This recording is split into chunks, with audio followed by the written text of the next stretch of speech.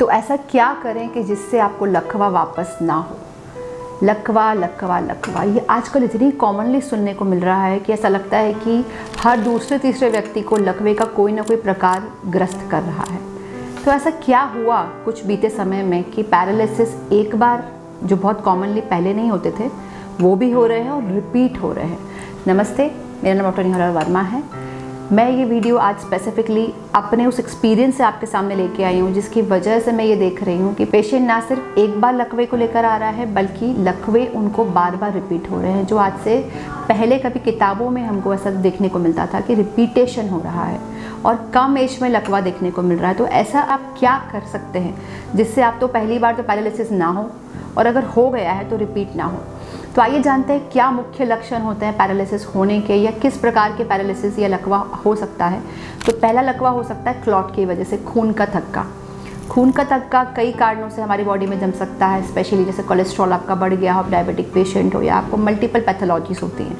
जब भी वो खून का थक्का किसी धमनी के अंदर जाएगा तो उस धमनी को धीरे धीरे वीक कर देगा या फिर वहाँ पे जम के उसका ब्लड सप्लाई ख़त्म कर देगा। अब जब ऐसा ब्रेन के अंदर होगा तो वहाँ पे जो सेल्स होते हैं, जिनको हम न्यूरॉन्स बोलते हैं, उसमें खाना और ऑक्सीजन जाना बंद हो जाएगा, जिसका मतलब है कि वो डेड हो जाएगा, मर जाएगा।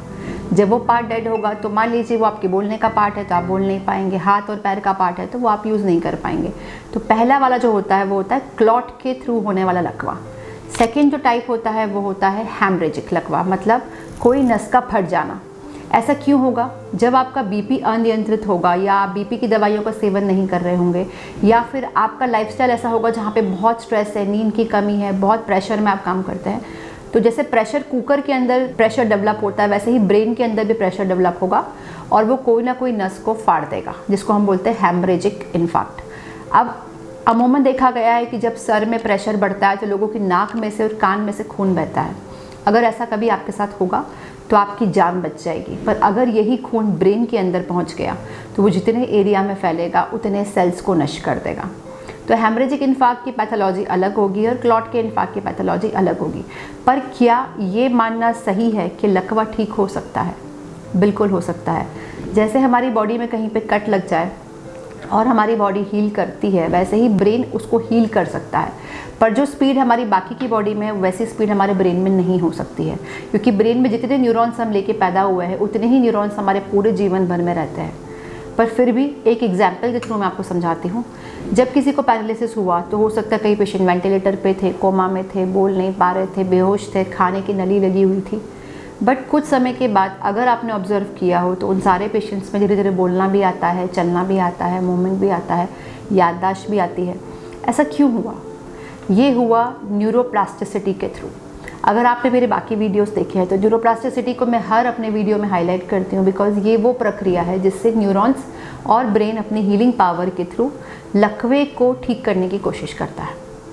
दोनों ही केसेस में, चाहे वो हैमरेजिक हो चाहे वो क्लॉट के थ्रू हो, आपकी बॉडी में पहले 6 महीने तक न्यूरोप्लास्टिसिटी होगी।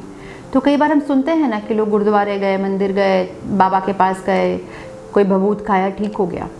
ये भभूत या कोई जगह की वजह से नहीं था, ये सारा ब्रेन अपनी हीलिंग कर रहा था। पर 6 महीने के बाद अब भभूत खाया, चाहे आप कहीं भी जाइए, कोई भी लेप लगाइए, कुछ नहीं होगा, क्योंकि न्यूरोप्लास्टिसिटी काम नहीं करेगी। और ये भी समझने वाली बात है कि कैसे पैरालिसिस के लक्षण वेरीफाई करते हैं। देखिए, मान लीजिए अगर आपको left side of the body में लकवा आया है तो उसका इफेक्ट राइट साइड के ब्रेन से होगा, अपोजिट डायरेक्शन में ही हमेशा लकवा आपको आता है।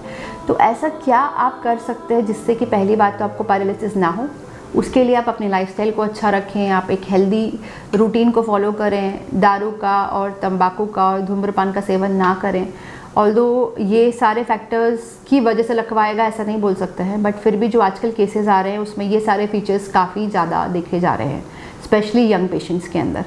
अगर आपको पैरालिसिस फिर भी हो गया है तो 2 चीज़ों का आपको महत्वपूर्ण तरीके से ध्यान रखना है। पहली चीज़ तो ये है कि अगर आपको लग रहा है कि आपका बीपी अब कंट्रोल्ड है और आप बीपी की दवाई बंद कर रहे हैं तो ये गलत है, क्योंकि बीपी दोबारा से बढ़ने से जो एरिया आपका एक बार डैमेज हुआ है वो दोबारा से भी डैमेज ईजीली हो सकता है, क्योंकि एक बार वहाँ पे इम्पैक्ट आ चुका है।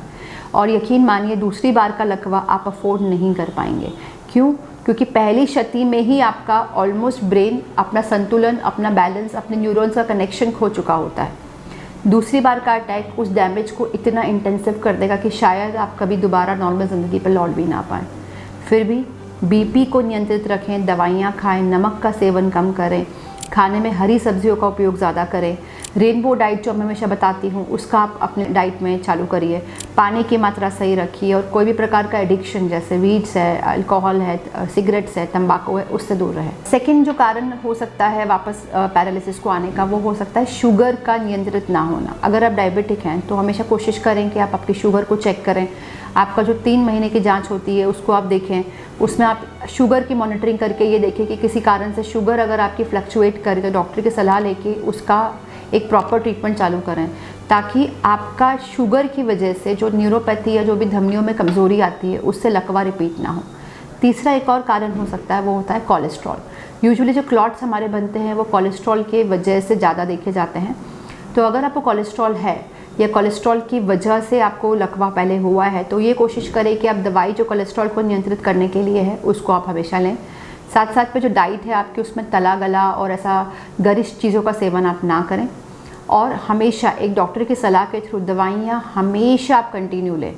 डोज कम ज़्यादा डॉक्टर ही कर सकते हैं, इसमें आपको अपना कुछ भी एक्सपेरिमेंट नहीं करना है, क्योंकि यकीन मानिए जो डॉक्टर सालों के अनुभव से आपको दवाइयाँ दे रहे हैं उनको ये पता है कि दोबारा आपको कैसे बचाया जा सकता है। सेकेंडली, ये भी कई लोगों का सोचना होता है कि दवाई हम ले रहे हैं, फ़ायदा तो हो ही नहीं रहा, दवाई से कोई भी लकवा या कोई भी आपके हाथ पैर में मूवमेंट नहीं आएगा, पर दवाई ना लेने की वजह से आपका वो एरिया वापस डैमेज होगा और उस डैमेज की वजह से आपका मूवमेंट हो सकता है कभी ना आए। तो इन सावधानियों को आप रखें, साथ साथ में एक रूटीन को फॉलो करें। जैसे फॉर एग्जांपल अगर आपको हाथ और पैर की वीकनेस है तो हाथ और पैर का मूवमेंट, सिग्नलिंग आप हमेशा कोशिश करें कि एक्सरसाइज कंटिन्यू रखें, इसको बंद ना करें, क्योंकि जब सिग्नल नहीं जाएगा ब्रेन में तो वो एरिया आपका अकड़ जाएगा, सिकुड़ जाएगा, जिसको हम बोलते हैं स्पास्टिसिटी। ये एक नई बीमारी को जन्म देगा जो ब्रेन से नहीं आई है, ये आपके उस एरिया की इनएक्टिविटी की वजह से आई है। फ़र्ज़ कीजिए कोई गाड़ी अगर आपके घर में खड़ी है, 1 महीने बाद वो गाड़ी के अंदर भी जंग लग जाएगा, तो क्या बॉडी में नहीं लगेगा? बिल्कुल लगेगा। तो ये जो कुछ गलतियां हैं जो पेशेंट्स करते हैं, इनको आप अगर ना करें तो आपकी रिकवरी भी फास्ट होगी। और अगर पहले 6 महीने में या पहले 3 महीने में आप हमसे संपर्क कर लेते हैं या किसी भी डॉक्टर से जो आपके नज़दीक में है, तो आपकी रिकवरी काफ़ी फास्ट हो सकती है। समझिए, लकवा लाइलाज नहीं है।